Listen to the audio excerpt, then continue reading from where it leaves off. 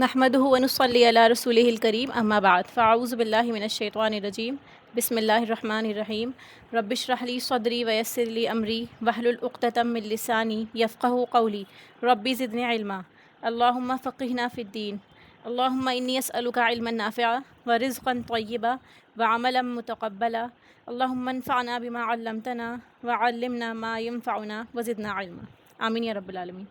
السلام علیکم ورحمۃ اللہ وبرکاتہ۔ آیت نمبر 97 سے 104 تک، جس میں ہمیں قصر کے بارے میں بھی انشاءاللہ معلومات حاصل ہوگی اور نماز خوف کے بارے میں بھی، ٹھیک ہے۔ روٹ ورڈز کے ساتھ چلتے ہیں۔ ان الذین توفاہم الملائکۃ، بے شک وہ جو یعنی وہ لوگ جو فوت کرتے ہیں انہیں فرشتے، ٹھیک ہے، یعنی فوت ہوتے ہیں وہ جب ان کی ڈیتھ کا ٹائم آتا ہے فرشتے ان کے پاس آتے ہیں۔ ملائکہ جو ہے یہ ملک کی جمع ہے، فرشتوں کے لیے استعمال ہوتا ہے۔ ظالمی انفسہم، کہ جب وہ اپنے آپ پر اپنی جانوں پر ظلم کرنے والے ہوتے ہیں، ٹھیک ہے۔ ظالمی جو ہے ایکچولی ظالمین تھا، یہ اضافت کی وجہ سے یعنی یہ انفسہم کا مضاف بن رہا ہے، اس لیے اس کا نون ڈراپ ہو گیا، ٹھیک ہے۔ اس کے آگے آتا ہے قالوا فیما کنتم، وہ کہتے ہیں کس حال میں تھے تم، یعنی فرشتے ان سے سوال کرتے ہیں کہ جب تمہاری ڈیتھ ہو رہی تھی، جب ہم تمہاری جان قبض کر رہے تھے تو تم کیا کر رہے تھے اس ٹائم پہ۔ قالو، وہ کہتے ہیں یعنی وہ لوگ جن کو فوت کیا جا رہا ہوتا ہے، کننا، تھے ہم، مستضعفین فی الارض، کہ ہم کمزور تھے زمین میں، یعنی ہم زمین میں رہتے تو تھے لیکن ہم مجبور تھے، ہم پہ ظلم ہو رہا تھا، ہم اپنے دین کو فالو نہیں کر پا رہے تھے، کہ مستضعفین ضعف سے بنا ہے، ضعف کمزوری کے لیے استعمال ہوتا ہے، ضعیف کمزور انسان کو کہتے ہیں، کہ قالوا الم تکن ارض اللہ واسعہ، فرشتے کہتے ہیں ان لوگوں سے کیا نہیں تکن تھی ارض اللہ، اللہ کی زمین، واسعہ، وسعت والی، ٹھیک ہے، وسیع، وائڈ نہیں تھی، کیا اللہ تعالیٰ کی زمین لمیٹڈ تھی، ریسٹرکٹڈ تھی، کہ آپ کو جانے سے منع کیا گیا تھا یا فلاں زمین پہ جانا آپ کے لیے حرام ہو گیا تھا جہاں پہ آپ دین کو فالو کر سکے، کیا ایسا تھا؟ فتہاجروا فیہا، بس تم ہجرت کر جاتے اس میں، اس جگہ کو چھوڑ دیتے جہاں دین کو فالو کرنا مشکل ہو رہا تھا۔ فاولئک مأواہم جہنم، تو یہی لوگ ہیں کہ ان کا مأوا ٹھکانہ، ٹھیک ہے، لوٹنے کی جگہ جہاں پہ انسان رہتا ہے، تو وہ ٹھکانہ ان کا کیا فرمایا کہ جہنم ہے، وساعت مصیرہ، کتنا برا ہے وہ ٹھکانہ، کہ مصیر بھی ٹھکانے کے لیے استعمال ہوتا ہے، ٹھیک ہے، لوٹنے کی جگہ کے لیے استعمال ہو گیا مصیر۔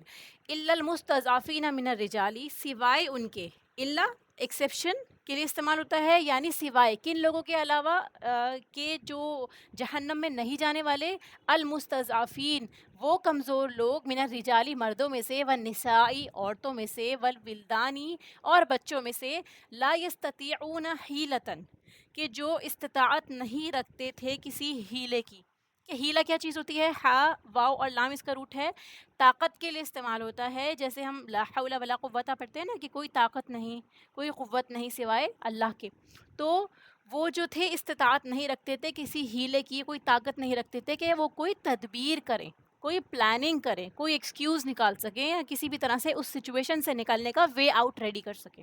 ولا یہتدون سبیلا، اور نہیں وہ پاتے کوئی راستہ، ان کے لیے کوئی راستہ نہیں تھا، مے بی پیسے نہیں تھے یا پھر ان کے پاس کسی بھی طرح ٹریول کرنے کا، جرنی کرنے کا کوئی سورس نہیں تھا۔ فاولئک عسى الله ان يعفو عنهم، کیونکہ اللہ تعالیٰ ان کی سچویشن سے بخوبی واقف ہے، فرمایا کہ یہی لوگ ہیں عصا، امید ہے کہ اللہ تعالیٰ درگزر کر دے گا ان سے، وکان اللہ عفوا غفورا، کیونکہ اللہ تعالیٰ بہت معاف کرنے والا، بخشنے والا ہے۔ پھر فرمایا وَمَن يُهَاجِرْ فِي سَبِيلِ اللَّهِ، جو ہجرت کرے گا اللہ کے راستے میں، یعنی جن لوگوں نے ہجرت کی اللہ کے راستے میں، یجد فی الارض، وہ پائیں گے زمین میں، مراغمن، مراغمن کیا چیز ہوتی ہے، را غین اور میم اس کا روٹ ہے، یہ مصدر ہے کہ ایک زمین سے دوسری کی طرف منتقل ہو جانا، اس کا مطلب اصطلاحی طور پہ کیا میننگ ہے اس کا، اس کانٹیکسٹ میں جائے پناہ، ٹھیک ہے، تو جائے پناہ جہاں پہ انسان پناہ حاصل کرے، تو فرمایا کہ یہ جائے پناہ پاتے، کثیرن وسع، بہت سی اور وسعت والی، بہت ساری جگہ ایسی تھی، اگر وہ نکلتے اللہ تعالیٰ کی راہ کے لیے، اللہ تعالیٰ کے دین کو فالو کرنے کے لیے، تو وہ بہت ساری زمینیں، بہت ساری ایریاز پاتے جہاں وہ جا سکتے تھے۔ وَمَن يَخْرُجْ مِن بَيْتِهِ مُهَاجِرًا، جو کوئی نکلے گا اپنے گھر سے ہجرت کرتے ہوئے، مہاجر جو ہجرت کرنے والا ہو، ٹھیک ہے، اللہ، اللہ کی طرف، و رسول ہی، اور اس کے رسول کی طرف، یعنی جس نے اللہ اور اس کے رسول کے لیے ہجرت کیا، اپنا گھر بار چھوڑا، مکہ سے نکل کر آپ کے پاس مدینہ آ گئے، ثم یدرکہ الموت، وہ راستے میں ہی تھے کہ ان کی موت آ جاتی ہے، موت ان کو پا لیتی ہے، فقط وقع اجرہ علی اللہ، تو تحقیق واقع ہو گیا اجر اس کا اللہ پر، یعنی اب اللہ کی ذمے ہے کہ اللہ تعالیٰ اس کو اجر دے گا، کیونکہ اس کی نیت تھی، اب ہجرت پوری نہیں ہو پائی، اس سے پہلے ہی اس کا وقت آ گیا ہے، تو بھی اس کی نیت پہ اس کو اجر مل جائے گا۔ وکان اللہ غفور الرحیمہ، اللہ تعالیٰ بہت بخشنے والا اور رحم کرنے والا ہے۔ وَإِذَا ضَرَبْتُمْ فِي الْأَرْضِ، اور جب سفر کرو تم زمین میں، ضربہ یضربو یہاں پہ مارنے کے لیے استعمال ہوتا ہے یوزولی، لیکن اس آیت میں آپ دیکھیں گے کہ پیروں کو زمین پہ مارنا، یہ بھی اس کا میننگ لیا جاتا ہے، ٹھیک ہے، تو ضربہ یہاں پہ سفر کرنے کے لیے استعمال ہوا ہے، کہ جو سفر، اگر سفر کرتے ہو تم زمین میں تو نہیں ہے تم پر کوئی گناہ، فلیس علیکم جناح، جناح گناہ کے لیے استعمال ہوتا ہے، کہ کوئی گناہ نہیں ہے تم پہ اگر تم سفر میں ہو، ان تقصرو، کہ تم قصر کر لو، ٹھیک ہے، قصر کیا چیز ہوتی ہے؟ چھوٹا کرنے کے لیے استعمال ہوتا ہے، قصیر چھوٹا، تو یہاں قصر کیا ہے کہ تم قصر کر لو، کس چیز کو قصر کر لو؟ کم کر لو، شارٹن کر لو، من الصلاتی، نماز میں سے، ان خفتم، اگر خوف ہو تمہیں، ٹھیک ہے، خاف یخیفو کس کے لیے استعمال ہوتا ہے؟ خوف کے لیے، کہ اگر خوف ہو تمہیں، خاف یخافو آئی تھنک، این یفتنکم الذین کفروا، کہ فتنے میں ڈالیں گے تمہیں، کہ یعنی تمہیں ڈر ہے کہ فتنہ ہو جائے گا، لڑائی ہو سکتی ہے، تم پہ حملہ ہو سکتا ہے، کون لوگ کر سکتے ہیں؟ الذین کفروا، کافر لوگ کر سکتے ہیں، ان الکافرین کانوا لکم عدوا مبینا، کیوں؟ کیونکہ کافر تمہارے لیے کھلم کھلا دشمن ہیں، تم ہر وقت ان کے ساتھ حالت جنگ میں ہو، اسی لیے اگر تمہیں ڈر ہے کہ وہ حملہ کر سکتے ہیں تو اس وقت جب تم سفر پہ نکلے ہوئے ہو اپنی نماز کو چھوٹا کر لو۔ وَإِذَا كُنْتَ فِيهِمْ، اور جب ہوں آپ ان میں سے، یعنی آپ صلی اللہ علیہ وسلم ان کے درمیان ہوں، مراد ہے صحابہ کے درمیان، فَأَقَمْتَ لَهُمُ الصَّلَاةَ، تو قائم کریں آپ ان کے لیے نماز، اس وقت میں کیا کریں گے؟ آپ صلی اللہ علیہ وسلم نماز پڑھائیں گے، فَلْتَقُمْ طَائِفَةٌ مِّنْهُمْ، تو چاہیے کہ کھڑی ہو، ٹھیک ہے، یہاں پہ جو ہے تقم وہی روٹ ہے اس کا جو فَأَقَمْتَ تھا، قاف یا میم، تو کھڑی ہو طائفتن، ایک جماعت، یعنی لوگ آدھے آدھے ڈیوائیڈ ہو جائیں، ایک جماعت ہوگی آپ صلی اللہ علیہ وسلم کے ساتھ نماز پڑھے گی، طائفۃ منہم معکا، آپ کے ساتھ میں، ولیأخذوا اسلحتہم، اور کیا کریں گے؟ وہ چاہیے کہ وہ پکڑے رہیں اسلحہ اپنا، یہ جو لام آ رہا ہے نا آپ دیکھیں گے لام سکون کے ساتھ، تو یہ جو ہے یہ اس کا معنی دیتا ہے کہ ایک ریکویسٹ بھی ہو رہی ہے آپ کے لیے، اور آپ کے سامنے ایک بات پیش کی جا رہی ہے کہ آپ کو ایسا کرنا چاہیے، ٹھیک ہے، آگے اس کا پورا فعل ہے یأخذوا، یعنی آپ کو ایسا کرنا چاہیے، یہ آپ کے اوپر واجب بھی ہو جاتا ہے، اسلحتہم، اپنا اسلحہ آپ لے کے کھڑے ہوں گے نماز میں، فَإِذَا سَجَدُوا، پھر جب سجدہ کریں وہ لوگ، یعنی جو پہلے گروپ آف پیپل ہیں وہ سجدہ کر لیں گے، فَلْيَكُونُوا مِنْ وَرَائِكُمْ، بس چاہیے کہ وہ ہوں تمہارے پیچھے، یعنی اب وہ لوگ جو ایک رکعت نماز پڑھ چکے، سجدہ کر چکے، تو وہ پیچھے ہٹ جائیں، وَلْتَأْتِي، اور آ جائیں، چاہیے کہ آئیں، طائفتن، اب کون لوگ آئیں گے؟ دوسری جماعت آئے گی، طائفتن اخرى، دوسری جماعت آئے گی، لم یصلوا، جو ابھی تک جنہوں نے نماز نہیں پڑھی ہے، فلیصلوا معک، تو وہ آپ کے ساتھ اب نماز پڑھیں گے جو ابھی پہرا دے رہے تھے، ولیأخذوا حذرہم، وہ لوگ کیا کریں گے؟ دیکھیے وہ لوگ اپنا بچاؤ بھی لیں گے، اوپر دیکھیے حذرہم کا لفظ نہیں آیا، ولیأخذوا اسلحتہم کا لفظ آیا یہاں پہ، اور یہاں پہ کیا ہے؟ ولیأخذوا حذرہم واسلحتہم، وہ اپنا بچاؤ بھی لیں گے، اپنی شیلڈ بھی کیری کریں گے، اور اپنا اسلحہ بھی لیں گے جو اس ٹائم وہ جنگ کے لیے استعمال کر رہے ہوں گے، ٹھیک ہے، وَدَّ الَّذِينَ كَفَرُوا، چاہتے ہیں وہ جنہوں نے کفر کیا،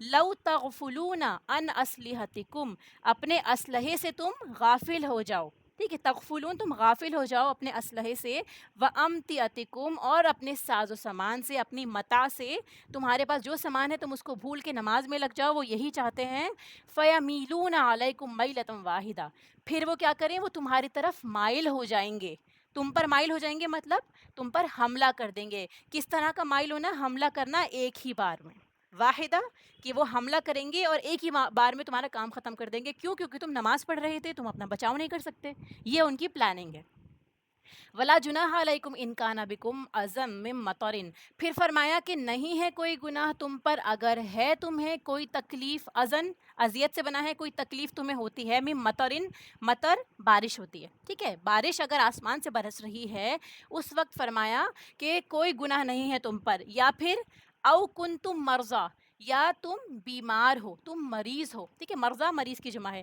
اگر تم بیمار ہو، بارش ہو رہی ہے، ایسی حالت میں تم اپنا اسلحہ لے کے نماز پڑھنے کھڑے ہوئے ہو، تو فرمایا ان تضعوا اسلحتکم، اسلحتکم، ٹھیک ہے، کہ تم رکھ دو اپنا اسلحہ، اس سچویشن میں اگر بوجھ پڑ رہا ہے، آپ نہیں اٹھا پا رہے، تو اپنا اسلحہ آپ ایک طرف رکھ دیجئے، وخذوا حذرکم، اور اپنا بچاؤ پکڑے رکھیے، یعنی ایسی چیز جو آپ کو شیلڈ کا کام کرتی رہے، اسلحہ اتار کے اس کو پکڑے رکھیے اور اپنی نماز ادا کرتے رہیے۔ ان اللہ اعد للکافرین عذابا مہینا، بے شک اللہ تعالیٰ نے تیار کر رکھا ہے کافروں کے لیے عذاب مہین، رسوا کرنے والا، اہانت کرنے والا، ٹھیک ہے، انسلٹنگ عذاب۔ فَإِذَا، پھر جب قضیتم الصلاۃ، کہ جب پوری کر چکو تم نماز، ٹھیک ہے، قضا تمہاری نماز پوری ہو جائے، تم اس کو ڈن کر لو، نماز ادا کر چکو، فَاذْكُرُوا اللَّهَ قِيَامًا وَقُعُودًا وَعَلَىٰ جُنُوبِكُمْ، یعنی جو تم نے ابھی صلاۃ الخوف پڑھی ہے، ایک رکعت پڑھنے کے بعد اب تم جنگ کے لیے جا رہے ہو یا تم دوبارہ سے اپنے پروٹیکشن کے لیے کھڑے ہو جاؤ گے، ان اینی کیس تم کو اللہ تعالیٰ کو یاد کرنا ہے، قیام میں، قعود میں، اور اپنے پہلوؤں پر بھی، اگر تم لیٹ کے ریسٹ کر رہے ہو، بیٹھے ہو، کھڑے ہو، ذکر کرتے رہو، ٹھیک ہے، ذکر کرنے میں انسان غافل نہیں ہوتا نہ اس کو، کیونکہ نماز میں آپ کو پتہ ہے ہمیں چاروں طرف سے کٹ آف ہونا ہوتا ہے، لیکن ذکر میں تو آپ کسی بھی حال میں کر سکتے ہیں، تو پھر اللہ تعالیٰ کا حکم ہے کہ آپ اب ذکر کیجئے۔ فَإِذَا اطْمَأْنَنْتُمْ، پھر جب اطمینان میں آ جاؤ تم، فَأَقِیمُوا الصَّلَاةَ، تو قائم کرو نماز، إِنَّ الصَّلَاةَ كَانَتْ عَلَى الْمُؤْمِنِينَ کتابًا موقوتا، یہ بہت امپورٹنٹ پارٹ ہے اس آیت کا، کہ بے شک نماز ہے مومنوں پر کتاباً فرض، موقوتا مقرر وقت پہ، یعنی جو وقت اس کا سیٹ ہے، جو اللہ تعالیٰ کی طرف سے بیان کر دیا ہے، اس وقت آپ کو نماز پڑھنی ہے۔ آپ یہ نہیں کر سکتے کہ عصر کو آپ ظہر میں پڑھ لیں، ظہر کو آپ فجر میں پڑھ لیں، کہ آپ کو جنگ پہ جانا ہے تو آپ نماز پہلے ہی پڑھ لیں، ایسا نہیں ہے۔ ولا تہینوا فی ابتغاء القوم، اور نہ تم کمزوری دکھاؤ، تم وہن کرو، ٹھیک ہے، وہن کمزوری بزدلی کے لیے استعمال ہوتا ہے، کہ نہ تم کمزوری دکھاؤ، فی ابتغائی تلاش کرنے میں، باغین یا اس کا روٹ ہے تلاش کرنے میں، کس چیز کو، قوم کو، یعنی جو دشمن قوم ہے اگر وہ آپ کے سامنے آتی ہے تو تم اس وقت میں بزدلی نہ دکھاؤ ان سے لڑنے میں۔ ان تکونوا تعلمون فانہم یعلمون، اگر تمہیں علم پہنچا ہے، ٹھیک ہے، علم کیا چیز ہوتی ہے، تکلیف، پین کے لیے استعمال ہوتا ہے، کہ اگر تم نے تکلیف اٹھائی ہے، دشمنوں نے تم کو مارا ہے، تو بے شک وہ بھی تکلیف اٹھاتے ہیں، تم بھی تو ان کو مارتے ہو، کما تعلمون، جیسے تم تکلیف اٹھاتے ہو، یعنی وہ بھی کوشش کر رہے ہیں، چاہے ان کی کوشش اللہ کے لیے نہیں ہے، اپنے مفاد کے لیے ہے، پر وہ بھی اپنا 100% دے رہے ہیں، تکلیف بھی اٹھا رہے ہیں، تم بھی اٹھا رہے ہو، فرق کیا ہے؟ وَتَرْجُونَ مِنَ اللَّهِ مَا لَا يَرْجُونَ، تم امید رکھتے ہو اللہ سے اس کی جو نہیں وہ امید رکھتے، اسی لیے تمہیں تو کمزوری دکھانی ہی نہیں چاہیے، کیونکہ تمہیں پتہ ہے کہ اس کا بدلہ اللہ سے ملنا ہے۔ وَكَانَ اللَّهُ عَلِيمًا حَكِيمًا، اور ہے اللہ تعالیٰ علم والا، بہت علم والا اور بہت حکمت والا۔ آیت نمبر 97 سے بہت امپورٹنٹ آیات ہیں، کوشش کریں کہ آپ کے پاس ترجمہ والا قرآن ہو، یا آپ نے اس میں جو پہلے پڑھا ہے وہ اس کو بھی تھوڑا ریوائز کر لیں۔ آیت کا سیدھا ہم اردو ترجمہ سے لیں گے، تفسیر اس میں ہم ڈیٹیل میں دیکھ چکے ہیں ورڈ ٹو ورڈ۔ جو لوگ اپنی جانوں پر ظلم کرنے والے ہیں، ٹھیک ہے، بے شک وہ لوگ کہ جن کو فرشتے فوت کرتے ہیں اس حال میں کہ وہ اپنی جانوں پر ظلم کرنے والے ہیں، ظلم کرتے ہیں وہ لوگ اپنے آپ۔ اب دیکھیے ملائکہ جو ہے وہ ملک سے بنا ہے، ملک کون ہوتا ہے؟ جو رسالت لے کر آتا ہے، پیغام لانے والا، ٹھیک ہے، اور فرشتے جو ہیں وہ نور سے پیدا ہوئے ہیں، ہم جانتے ہیں یہ وہ نور ہے جو اللہ تعالیٰ نے ان کو نور سے بنایا، انسان کو مٹی سے پیدا کیا۔ تو ملائکہ جو ہیں وہ عالم الغیب سے تعلق رکھتے ہیں، عالم الغیب سے تعلق رکھتے ہیں، ایسے ورلڈ سے جو آپ دیکھ نہیں سکتے اپنی آنکھوں میں، تو ان کے بارے میں ہم اتنا ہی جانتے ہیں جتنا اللہ تعالیٰ نے یا اس کے رسول نے بتا دیا ہے، اس کے آگے بڑھنا یہ غلط بات ہے، ٹھیک ہے۔ تو اور ملائکہ کے بھی کچھ افعال ہوتے ہیں، دیکھیے فرشتے جو ہیں ایگزسٹ کرتے ہیں اور کچھ کام بھی کرتے ہیں، اللہ تعالیٰ نے ان کی ڈیوٹیز الاٹ کر رکھی ہیں، جو ہمیں قرآن اور سنت میں معلوم پڑتا ہے۔ ایک کام ان کا روح قبض کرنا ہے، جو کہ اس آیت میں ہم دیکھ رہے ہیں، ٹھیک ہے۔ تو ظالمی اپنی جانوں پر ظلم کرنے والے لوگ ہیں، اپنی جان پر کیا ظلم ہوتا ہے انسان کا، کس طرح انسان اپنے آپ پر ظلم کرتا ہے، ٹھیک ہے۔ انسان کا اپنی جان پر سب سے بڑا ظلم یہ ہے کہ وہ گناہ کرتا ہے، ٹھیک ہے؟ اپنے آپ کو، اپنے جسم کو اللہ تعالیٰ نے جس کام کے لیے دیا ہے اس کی طرف استعمال نہ کر کے گناہوں کے کاموں میں لگانا، یہ سب سے بڑا ظلم ہے جو ہم اپنے آپ پر کرتے ہیں، یعنی اللہ کی نافرمانی کے کام کرنا۔ پھر جو لوگ مسلمان ہو کر بھی ہجرت نہ کریں اور پھر وہ جب جنگ میں مارے جاتے ہیں تو ایسے لوگ ظلم کی حالت میں مرتے ہیں کہ وہ ہجرت کر سکتے تھے لیکن انہوں نے نہیں کی۔ ٹھیک ہے، اس کی طرف اشارہ ہے یہاں پر۔ اور ان کو جو ہے، کیونکہ انہوں نے ہجرت نہیں کری، اب جب لڑنے کا ٹائم آیا ہے تو کافر کیا کرتے ہیں، بیٹ کے طور پہ ان کو آگے پہنچا دیتے ہیں کہ مسلمان ہیں، دیکھو تو مسلمان اپنے رشتہ داروں کو پہچان لیں گے تو ہو سکتا ہے حملہ نہ کریں، تو چارے کے طور پہ انہیں استعمال کرتے ہیں۔ اس سچویشن میں اگر آپ ان مسلمانوں کو مارتے ہیں تو پھر وہ غلط نہیں ہوگا، ٹھیک ہے؟ تو اس لیے آپ اس سچویشن میں ان کو مار سکتے ہیں۔ تو جو آگے فرمایا کہ فرشتے جو ہیں جب ان کی روح قبض کر رہے ہوتے ہیں تو ان سے پوچھتے ہیں کہ تم کس حال میں تھے، تم کیا کر رہے تھے، کس مقام پر تھے، اللہ کی نافرمانی کر رہے تھے، ٹھیک ہے، یا پھر اللہ کی دین کے لیے کوشش کر رہے تھے؟ وہ کیا جواب دیتے ہیں وہ لوگ کہ ہم تو کمزور تھے اور ہم زمین پر عاجز تھے، مجبور تھے، ہم نہیں ہجرت کر سکتے تھے۔ اس کے بعد فرشتے کیا فرماتے ہیں کہ کیا نہیں تھی اللہ کی زمین وسیع کہ تم ہجرت کر جاتے، اس میں اس حال میں کیوں رہے کہ تم ظلم کر رہے تھے اپنے آپ پر، خود اپنی زندگی تم نے ایسے ہی گزار دی اور موت تک تم ظلم ڈھا رہے تھے اپنے آپ پر، اللہ کی بات کو نہ مان کے، اس کے رسول کی بات کو نہ مان کے۔ تو ہم بھی اللہ اور اس کی رسول کی بات اگر نہیں مان رہے صرف اس لیے کہ ہمیں مشکل ہو رہی ہے یا لوگوں کے دباؤ میں ہم نہیں مان پا رہے، تو ہم اپنے آپ پر ظلم کر رہے ہیں، ٹھیک ہے؟ اور یہ ہو سکتا ہے کہ ہمارا حال بھی اس طرح ہو کہ فرشتے بھی ہم سے یہی کہہ رہے ہو کہ تم نے اپنے آپ پہ ظلم کیوں کیا، اللہ کی بات کو کیوں نہیں مانی، اللہ تعالیٰ کے حکم کو کیوں سب سے اوپر پرائیورٹی پہ نہیں رکھا۔ تو اس وقت تمہارا بلبلانا کوئی فائدہ نہیں دے گا۔ اللہ سبحانہ و تعالیٰ فرماتا ہے کہ ایسے لوگوں کا ٹھکانہ جہنم ہے جو بہت برا ٹھکانہ ہے، ٹھیک ہے؟ مسیر مرجع کے معنوں پہ ہے، یعنی لوٹنے کی جگہ، کہ وہ برا ٹھکانہ ہے۔ اب مومن کے لیے ضروری ہے کہ وہ دنیا میں کسی بھی جگہ پر ہو اسے مسلمان بن کر جینا ہے سب سے پہلے، پھر اسلام کے تقاضے پورے کرنے چاہیے جو اس پر اللہ کا حکم ہے، جو اللہ تعالیٰ نے حکم دے دیا وہ تقاضے اسے پورے کرنے ہیں، وہ جہاں بھی رہ رہا ہے۔ پھر تیسری بات، اگر وہ کسی جگہ پر ہے اور یہ سمجھ رہا ہے کہ یہاں میں صحیح مسلمان بن کر نہیں رہ سکتا، پوری طرح اپنا دین فالو نہیں کر سکتا، تو اسے ایسی جگہ کو بدل دینا چاہیے۔ اگر کسی خاص ماحول میں اپنے آپ کو مس فٹ سمجھ رہا ہے تو ایسی جگہ ڈھونڈے کہ جہاں وہ دین پر عمل کر سکے، اس کے مطابق، یا ایسا ماحول مل جائے جہاں وہ دین کو فالو کر سکتا ہے۔ کسی کے پاس یہ بہانہ نہیں ہے کہ ہم مجبور تھے، ہم اس جگہ پہ پھنس گئے تھے، ٹھیک ہے؟ اس چیز کی اجازت نہیں ہے۔ ہمیں یہ سوچنا ہے کہ کیا ہم واقعی تیار ہیں اس جگہ کے لیے، ٹھیک ہے؟ ایوری ون، جو بھی نفس ہے اس کو موت کا مزہ چکھنا ہے، اس کے بعد سوچنے کے بجائے ضروری ہے کہ ہم آج ہی اس کے بارے میں سوچ لیں۔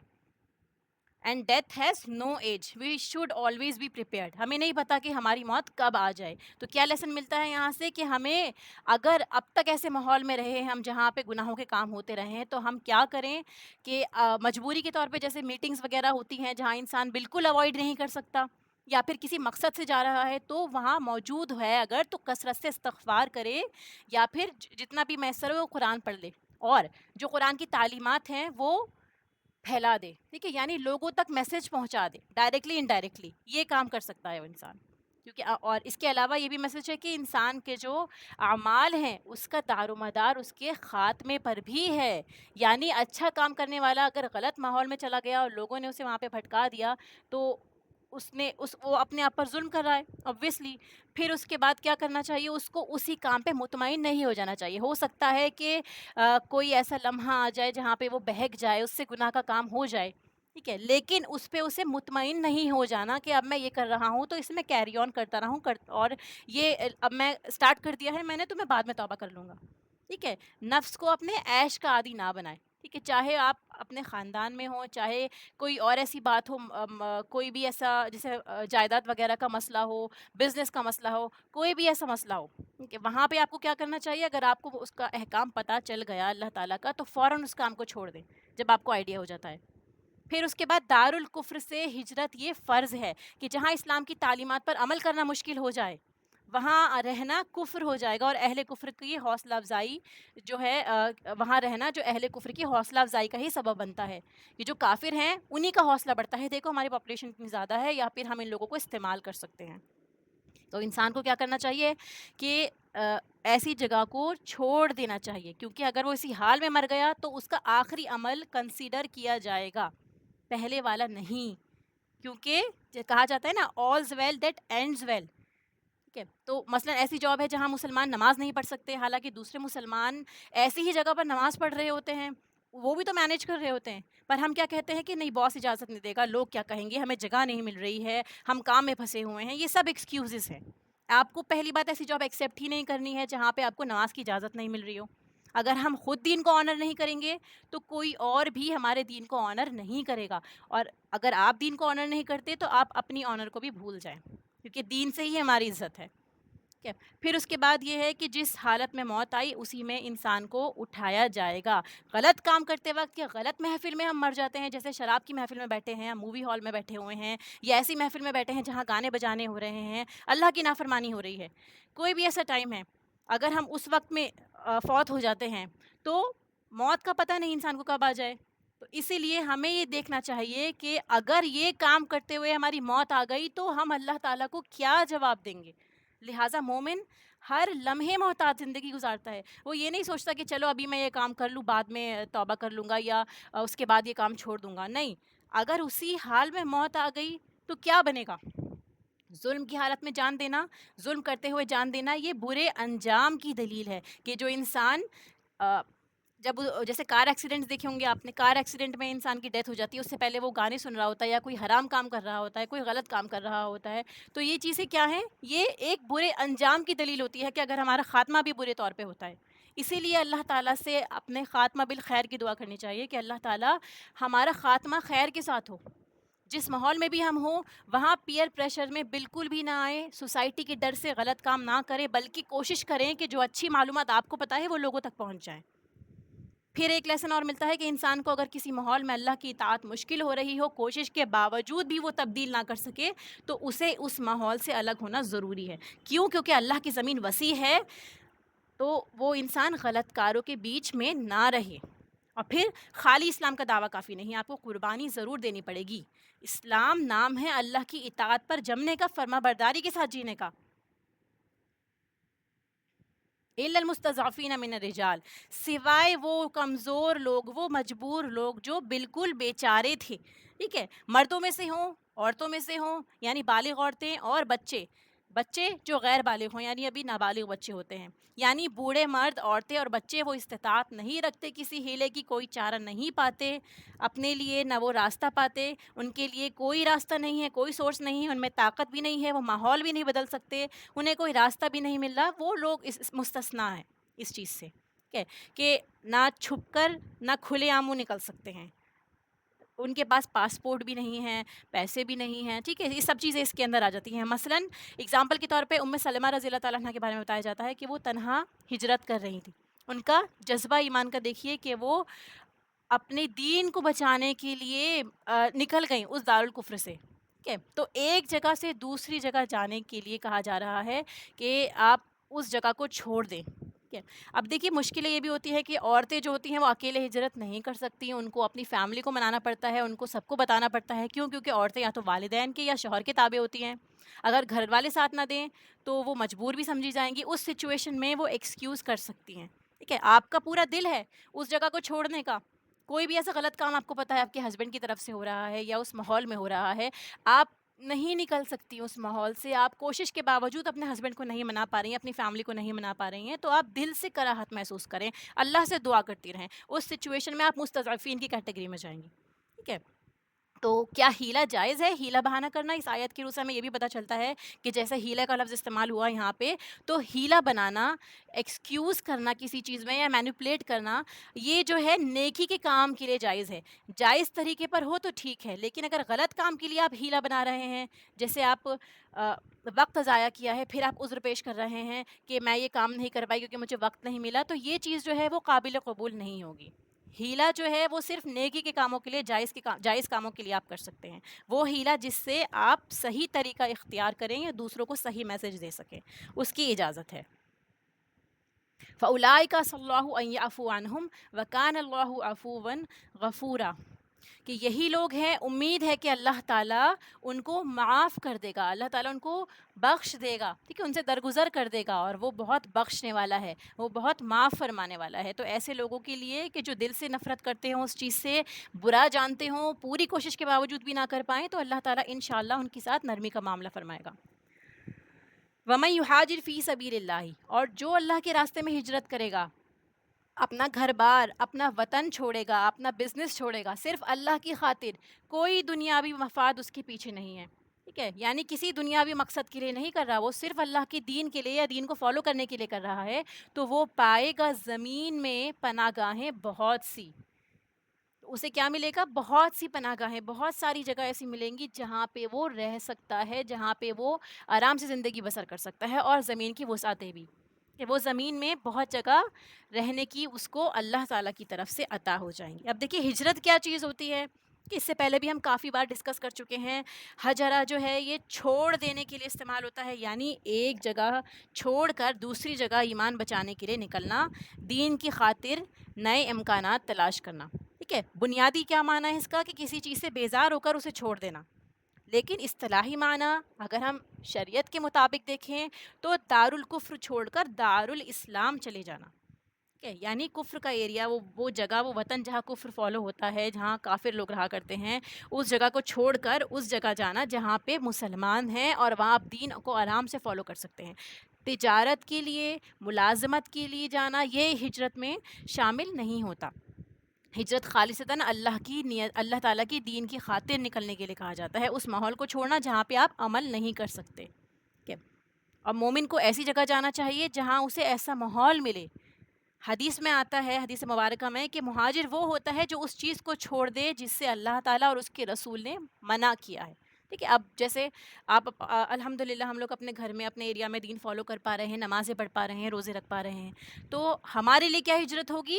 کہ ہم وہ نافرمانی کے کام، وہ غلط کام جو اللہ تعالیٰ ہمیں منع فرماتا ہے، جن کاموں سے یہ رسول اللہ صلی اللہ علیہ وسلم نے منع فرما دیا، حدیث مبارکہ میں ہم نے پڑھ لیا، جتنا قرآن ہم نے اب تک سمجھا ہے، بہت ساری باتیں اس میں ایسی ہوں گی جو ہم ابھی تک غلط کر رہے تھے، تو ان کو نوٹ کریں، دیکھیں، اور یہ چیک کریں کہ کیا ہم نے ان کاموں کو چھوڑا ہے یا نہیں۔ اگر نہیں چھوڑا تو پکا ارادہ کریں کہ ہم ان کاموں سے ہجرت کرتے ہیں اور ہم بھی مہاجر کی کیٹیگری میں آنا چاہتے ہیں انشاءاللہ۔ تو اللہ تعالیٰ کی راہ میں ہجرت کرنا یہ ایک قربانی بھی ہے، اور ہجرت کی کیا برکت ہوتی ہے؟ کہ آپ کو اس کے بدلے بہتر چیز عطا ہوتی ہے، اور بھی بہتر، جیسے یہاں پہ ہمیں پتہ چلا ہے کہ پناہ گاہیں ملیں گی، برکت ملے گا، تو وہ برکت کس چیز میں ہو سکتی ہے؟ عزت میں بھی، غلبے میں بھی، شرف میں بھی، دنیا میں سٹیٹس بھی آپ کا بلند ہو سکتا ہے، دنیا میں اجر بھی مل سکتا ہے، اور آخرت میں بھی اجر مل سکتا ہے، جیسے یہاں مسلمانوں کو مکہ سے مدینہ کی طرف ہجرت میں جانے کے بعد ہوا، ٹھیک ہے، کیونکہ وہ اللہ کی خاطر انہوں نے ہجرت کی، اللہ سبحانہ و تعالیٰ کی دین کی خاطر انہوں نے ہجرت کی۔ تو جب ہجرت کے بعد مسلمانوں کو اچھی پناہ گاہ مل گئی تو ان کے دشمن ذلیل و نامراد ہوئے، ٹھیک ہے۔ تو اس زندگی میں جہاں مکہ ہے وہاں مدینہ بھی ہے، لیکن یہ تبھی ملے گا جب مکہ چھوڑنے کی انسان کو ہمت ہوگی، حالانکہ اللہ تعالیٰ تو اس انسان سے بہت محبت کرتا ہے، ٹھیک ہے، اللہ تعالیٰ چاہتا تو وہاں بھی آسانی کر سکتا تھا، پر اللہ تعالیٰ صرف یہ دیکھنا چاہتا ہے کہ کیا یہ بندہ بھی مجھ سے محبت کرتا ہے، کیا میری خاطر اس نے یہ کام چھوڑا، یہ جگہ چھوڑی، اپنا گھر بار چھوڑا، اپنے رشتہ دار چھوڑے۔ اب ایسا اگر ہم کرتے ہیں، اگر ہم اپنے دین کے لیے، اللہ کے لیے کوشش کرتے ہیں، قربانی کرتے ہیں، تو اللہ تعالیٰ لوگوں کے دلوں میں ہمارے لیے محبت پیدا کر دے گا، اور اس کے علاوہ ہمیں اپنی زمین میں، اپنے روزی میں، اپنے رزق میں برکت عطا کرے گا انشاءاللہ۔ تو جو اللہ کی خاطر ہجرت کرتا ہے، اللہ تعالیٰ اسے بہترین پناہ گاہیں دیتا ہے، کہ وسعت میں دین کی وسعت بھی آتی ہے، رزق کی وسعت بھی آتی ہے، تنگی میں آپ کو وسعت ملے گی۔ آپ یہ نہ سوچیں کہ فلاں جگہ جا کے آپ کا بزنس کیسے سیٹ ہوگا، آپ کو گھر بار کیسے ملے گا۔ اگر اس میں ڈاؤٹ ہے تو آپ ہسٹری میں سیرت اٹھا کے دیکھیے، کس کس طرح سے صحابہ کو فائدہ ہوا، اور وہ پہلے کہاں تھے اور بعد میں کس مقام پر پہنچتے ہیں، اللہ تعالیٰ کے حکم سے، اللہ تعالیٰ کی طرف سے جو انہیں نعمتیں عطا ہوئیں۔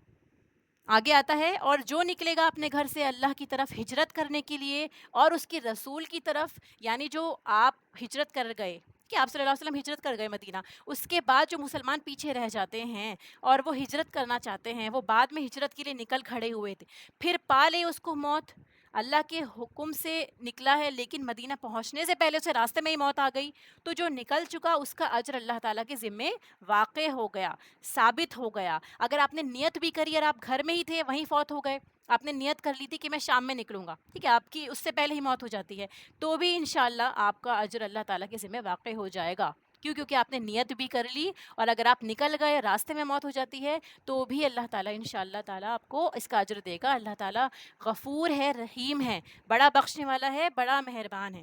تو اس آیت سے ہمیں کیا لیسنز ملتے ہیں؟ جو اللہ کی خاطر کچھ چھوڑتا ہے تو اللہ تعالیٰ اس سے بہتر معاوضہ دیتا ہے دنیا میں بھی، اگرچہ یہ وقتی تکلیف انسان کو ہوتی ہے جو قربانی اسے کرنی پڑتی ہے، چاہے لوگوں کو معاف کرنا ہو، اپنا حق دینا ہو، ٹھیک ہے، اس جاب کو چھوڑنا ہو جو آپ کی ڈریم جاب ہوگی لیکن آپ وہاں پہ اسلام کو کمپرومائز نہیں کرنا چاہتے اس لیے آپ نے وہ جاب چھوڑ دی۔ کسی بھی معنی میں اگر آپ اپنا کمفرٹ چھوڑتے ہیں، اپنا ماحول تبدیل کرتے ہیں، دوستوں کا سرکل تبدیل کرتے ہیں، کوئی بری عادت چھوڑتے ہیں، تو اس سچویشن میں کیا ہوتا ہے؟ اللہ تعالیٰ آپ کو اس سے بہتر نعم و بدل عطا کرے گا۔ ٹھیک ہے؟ ہجرت ان تمام گناہوں کو ختم کر دیتی ہے جو اس سے پہلے گزرے ہوئے تھے، یعنی جو آپ نے اس وقت سے پہلے جتنے گناہ کیے ہوں گے وہ سارے گناہ آپ کے مٹا دیے جائیں گے، کیونکہ اس آیت میں لاسٹ میں کیا آتا ہے؟ اللہ تعالیٰ غفور ہے، رحیم ہے، تو جس طرح توبہ سے گناہ معاف ہوتے ہیں اسی طرح ہجرت سے بھی گناہ معاف ہو جاتے ہیں۔ تو انسان کو اچھا بننے کے لیے صرف زبانی دعویٰ کافی نہیں ہے، اس کو ماحول بھی چاہیے ہوتا ہے، سپورٹ بھی چاہیے ہوتا ہے۔ ہو سکتا ہے آج آپ نے قرآن پڑھا، یا ہو سکتا ہے آپ نے اللہ سے دعا کی، آج آپ نے اللہ تعالیٰ سے کنیکشن فیل کیا، پھر آپ دوبارہ اسی ماحول میں جاتے ہیں، پھر آپ دیکھتے ہیں کہ دنیا جو ہے لگی ہوئی ہے گناہ کے کاموں میں، اپنے اپنے مصروفیات میں لگی ہوئی ہے، کوئی اللہ تعالیٰ کو یاد نہیں کر رہا، سب نفس کے غلام بنے ہوئے ہیں، تو پھر سے آپ کے دل پہ وہی شیطانی وسوسے آنے لگ جاتے ہیں۔ تو انسان کو ماحول اور سپورٹ کی ضرورت ہوتی ہے، اسے ضرور ایسے ماحول کی تلاش کرنی چاہیے، اس کی ذمہ داری ہے، تاکہ وہ اللہ تعالیٰ کے راستے پہ چلنے میں آسانی محسوس کرے۔ تو یہ بھی اس آیت سے ہمیں لیسن ملتا ہے۔ پھر اسی طرح جو کسی خیر اور بھلائی کے کام سے نکلتا ہے، یا دین سیکھنے کے لیے نکلتا ہے، سکھانے کے لیے نکلتا ہے، علم حاصل کرنے کے لیے نکلتا ہے، تو اس کا اجر اللہ کے ذمہ ہے، خواہ اس کو موت ہی کیوں نہ آ جائے۔ وَإِذَا ضَرَبْتُمْ فِي الْأَرْضِ فَلَيْسَ عَلَيْكُمْ جُنَاحٌ أَن تَقْصُرُوا مِنَ الصَّلَاةِ، اور جب سفر کرو تم زمین میں تو تم پر کوئی گناہ نہیں کہ تم کمی کرو نماز میں، یعنی نماز کی رکعتوں میں، اگر ڈر ہو تمہیں کہ ستائیں گے تمہیں وہ لوگ جنہوں نے کفر کیا، یقیناً کافر تمہارے کھلے دشمن ہیں۔ یعنی دیکھیے یہاں پہ نماز قصر کے لیے خوف کی شرط رکھی گئی ہے، ٹھیک ہے، اس آیت کے روح میں جیسے ہم نے دیکھا، اگر خوف ہو کہ دشمن آپ کو پکڑ لے گا تو آپ نماز کی قصر کر سکتے ہیں، کیونکہ اس وقت کے اکثر سفر جو ہوا کرتے تھے وہ جنگ کے لیے ہوا کرتے تھے، جہاد کے لیے ہوا کرتے تھے، تو خوف کی حالت میں ہوا کرتے تھے۔ تجارت اور باقی میل ملاقات کے لیے سفر جو ہوتے تھے وہ بہت کمی سے ہی ہوا کرتے تھے، ٹھیک ہے، تو زیادہ تر کیونکہ جب اسلام رائج ہو رہا تھا، اسلام پھیل رہا تھا، اس وقت مسلمانوں کو اپنی جان کا زیادہ خطرہ ہوا کرتا تھا۔ پھر بعد میں جب خوف کی حالت امن میں بدل گئی، اسلام پھیل گیا الحمدللہ اللہ کے فضل و کرم سے، تو بھی آپ صلی اللہ علیہ وسلم نے خود اور صحابہ نے بھی حالت امن میں بھی قصر کی، جس کی دلیل ہمیں حجۃ الوداع کے موقع پہ ملتی ہے کہ آپ نے نماز قصر کی اس میں، کہ اس وقت میں بھی آپ نے کیا کیا تھا؟ آپ نے نماز چھوٹی کر کے پڑھی تھی، حالانکہ وہ امن کا موقع تھا۔ تو یہاں سے ہم دیکھتے ہیں کہ قصر کے بارے میں کیا کیا ہمیں احادیث مبارکہ میں ملتا ہے، قرآن کریم کی اس آیت سے اس کی تفسیر ہم حدیث مبارکہ میں چیک کرتے ہیں، ٹھیک ہے۔ سب سے پہلے کہ واٹ از قصر صلاح، کہ یہ قصر صلاح ہوتی کیا ہے؟ قصر کی جو نماز ہے، یہ قصر کیا ورڈ ہوتا ہے؟ یہ قصر عربی کا لفظ جو ہے یہ چھوٹا کرنے کے لیے استعمال ہوتا ہے، قصر چھوٹا ہونا، ٹھیک ہے، اس کا اپوزٹ کیا ہوتا ہے؟ طول، لمبا کرنا، ٹھیک ہے۔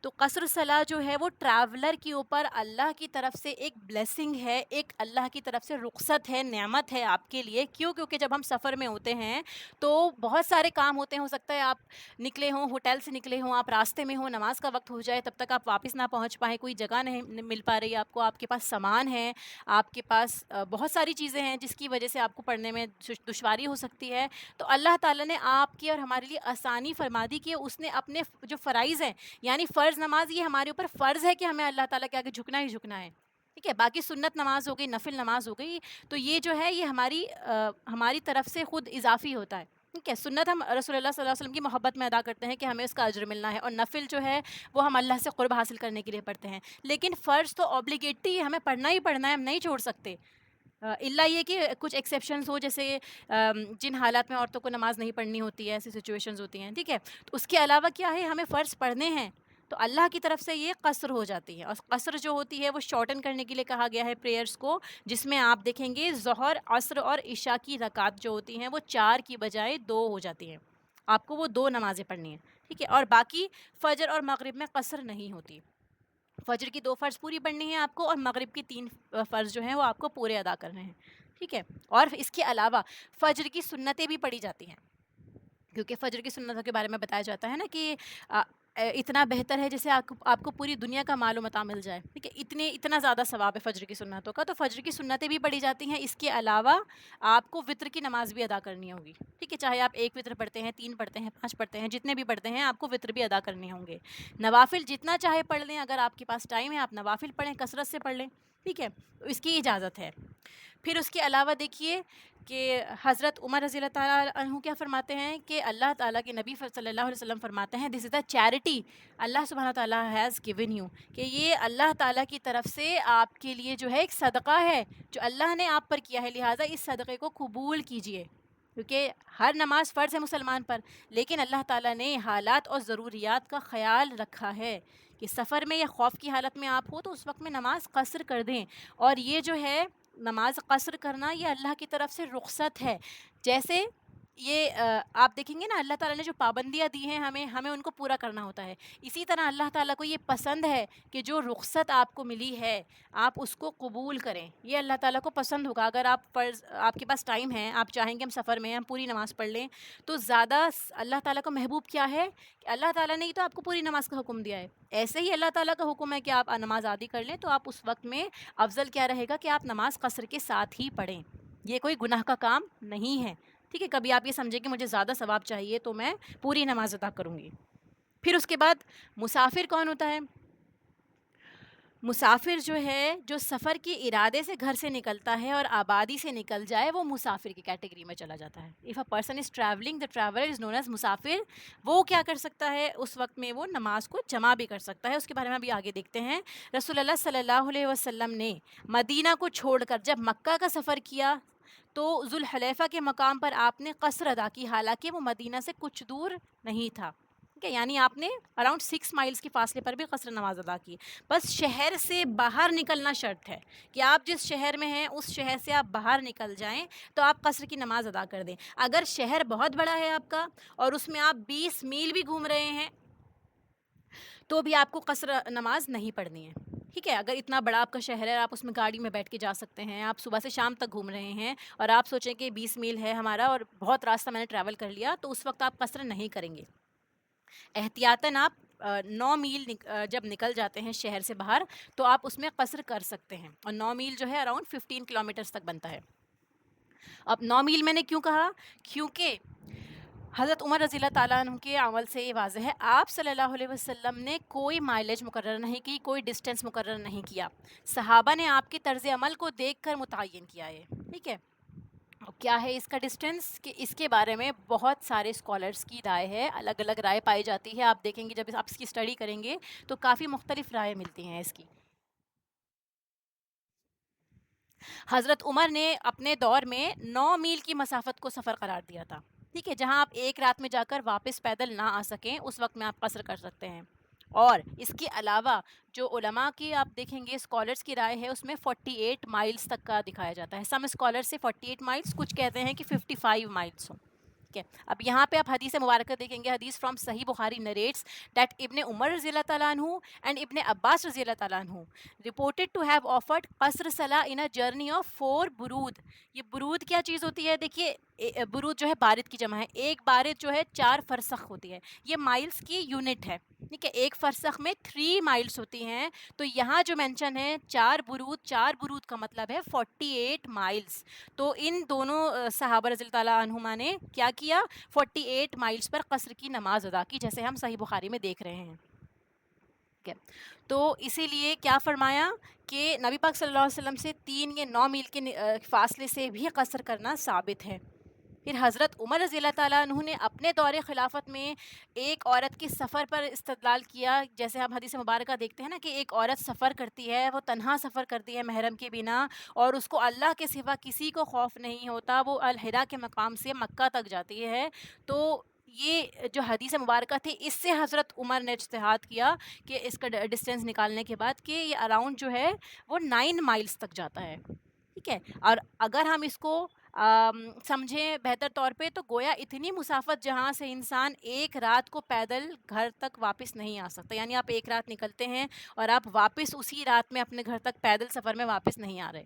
ٹھیک ہے, اور سفر اگر لمبا ہے تو آپ کو کیا کرنا چاہیے, آبادی سے نکل کر جنگل میں یا جو خالی سڑک آپ کو نظر آتی ہے وہاں پر قصر کر سکتے ہیں. اگر شہر کے کنارے تک بھی آپ کو جانا ہے اور واپس آنا ہے تو قصر نہیں ہوگی. ٹھیک ہے, اور بھی حدیث مبارکہ ہے, اس میں دیکھیے قصر کی حد کے بارے میں بتایا جاتا ہے کہ اگر کوئی مسافر کسی علاقے میں متردد ٹھہرا ہوا ہے, یعنی آپ کسی سفر پر گئے ہوئے ہیں لیکن آپ کو ڈاؤٹ ہے کہ میں کتنا رکوں گا, کتنا ٹائم مجھے اسٹے کرنا ہے. ٹھیک ہے, یہ تو آپ نے ڈسٹینس کا دیکھ لیا, ڈسٹینس کے بارے میں الگ الگ رائے بھی موجود ہے, اور زیادہ تر علماء کی رائے جو ہے وہ 48 مائلس پر بھی جاتی ہے. ٹھیک ہے, 9 مائلس پر بھی ہے, 48 مائلس پر بھی ہے. اب یہاں دیکھیے کہ اگر آپ کسی علاقے میں جا رہے ہیں لیکن آپ شیور نہیں ہیں کہ میں کب واپس لوٹوں گا, تو آپ کو نماز قصر کرنی ہے, خواہ 1 مہینہ بھی آپ وہاں رکے ہوئے ہوں. کیونکہ آپ کے مائنڈ میں یہ تھا نا کہ میں کل چلا جاؤں گا, یا میں مجھے اب کبھی بھی جانے کا ہو سکتا ہے. اس سچویشن میں چاہے 1 مہینہ لگے چاہے 1 سال لگے, آپ کو قصر نماز ہی ادا کرنی ہے. حضرت انس عبد الملک بن مروان کے ہمراہ 2 ماہ بحیثیت مسافر شام میں رہے اور نماز 2 رکعتیں ہی پڑھتے رہے. ٹھیک ہے, ایسے ہی حضرت ابن عباس رضی اللہ تعالیٰ عنہ فرماتے ہیں کہ 2 رکعتیں پڑھو خواہ تمہیں 10 سال قیام کرنا پڑے. شرط ہے اس کی کہ اگر تردد ہو, اگر تم ڈاؤٹ میں ہو کہ میں کبھی بھی جا سکتا ہوں لیکن کوئی حالات ایسے ہو جاتے ہیں, کوئی بھی پرابلم آ جاتی ہے, کوئی سرکمسٹانسز ایسے ہوتے ہیں کہ آپ نہیں جا پا رہے, آپ کا کنفرم نہیں ہے کہ کتنا آپ کو اسٹے کرنا ہے, تو آپ قصر نماز ادا کریں گے. اگر یقین ہے کہ 1 یا 2 مہینے ہی مجھے رکنا ہے تو پھر قصر نہیں ہوگی. ٹھیک ہے, اس کے لیے آپ یہاں دیکھ سکتے ہیں کہ سم اسکالرس سے 15 days, سم سے 4 days, سم سے 19 days. It depends on the traveller status. ٹھیک ہے, ہو سکتا ہے بزنس ٹرپ پر ہوں, آپ یا 4 دن آپ کو رکنا ہے, یا 19 دن کے بارے میں بتایا جاتا ہے کہ نبی پاک صلی اللہ علیہ وسلم جب حج پر تشریف لے گئے تو وہ سفر 19 دن کا تھا اور اس میں آپ نے قصر کی تھی.